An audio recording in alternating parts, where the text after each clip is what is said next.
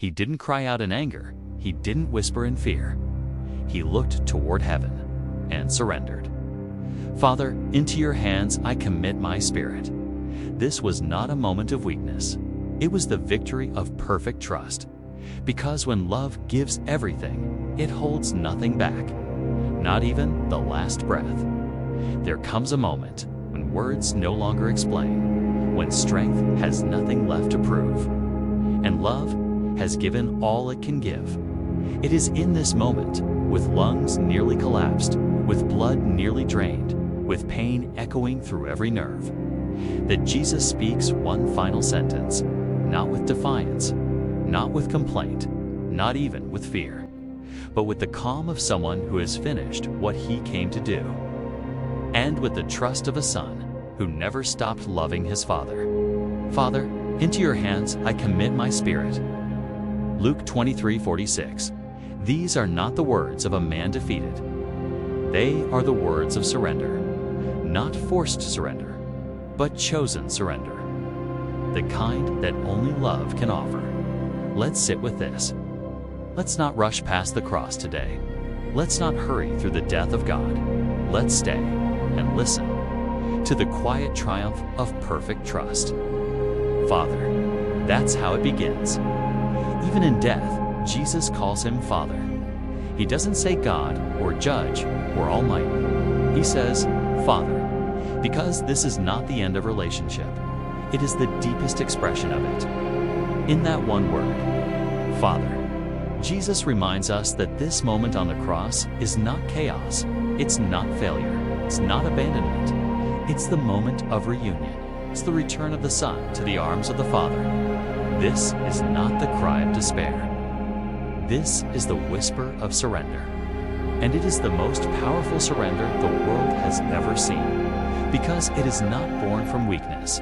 It is born from love. From that sacred place between heaven and earth, Jesus gives his final gift, his breath, his spirit, his life, into your hands. There's no safer place.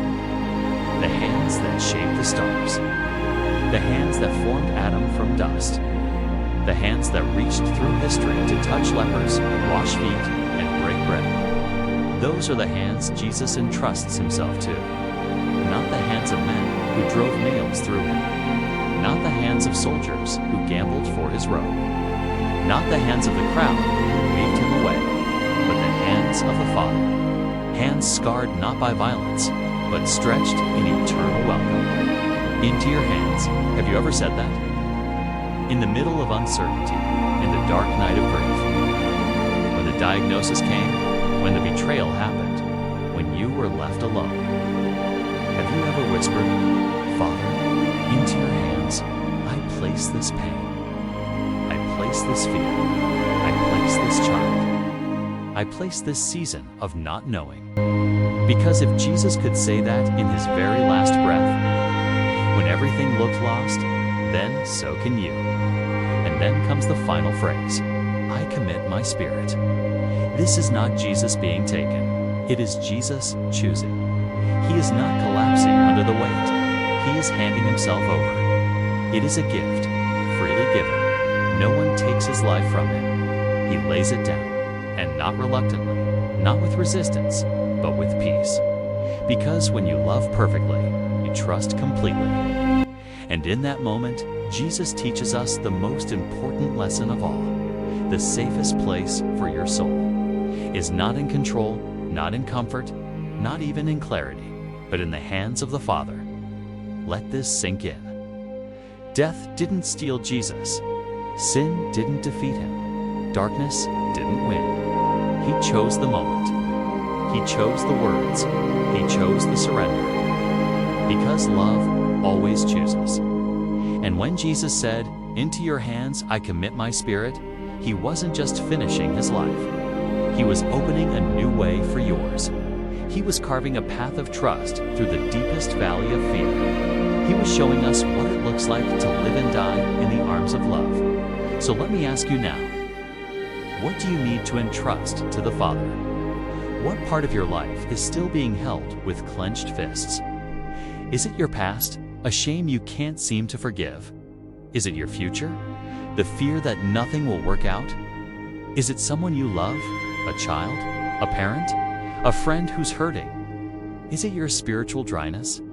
That silence in prayer? That ache of not feeling God?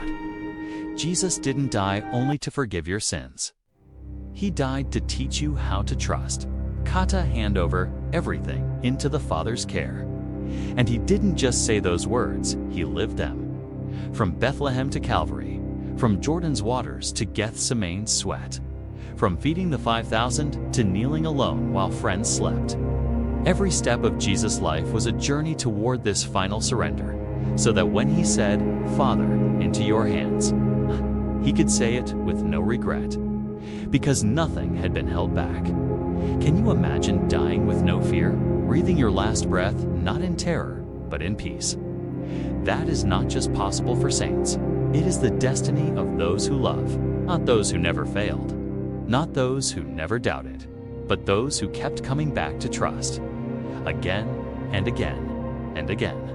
Because surrender is not a one-time decision. It's a way of living. It's a rhythm. A daily breathing in of God's presence, and a daily breathing out of your control.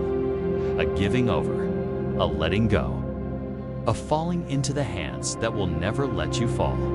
So, if today you feel tired, if your soul is carrying more than it can bear, if you've run out of answers, if your spirit feels faint, if you're near the end of your strength, then hear again what Jesus whispered on that cross. "Father, into your hands I commit my spirit." Say it with him. Let it become your prayer. Let it become your freedom. Because the surrender of Jesus was not the end. It was the beginning of glory. It was the doorway to resurrection. It was the echo that would shake tombs open. And that same surrender can open tombs in you too. Tombs of fear, tombs of pride, tombs of bitterness, tombs of control. They begin to break. Not when you fix everything, but when you place everything into his hands. So tonight, or today, or whenever you read this, don't be afraid to let go. Don't be afraid to release your spirit. Because the hands waiting to catch you are not rough or cold or distant. They are the hands of the Father, and they have never failed, not even once. It is finished. It is done. Into your hands I commit my spirit. Let those be your final words every night, and your first words every morning. Because that is the way of love. That is the way of peace. That is the way of the cross. And that is the way home.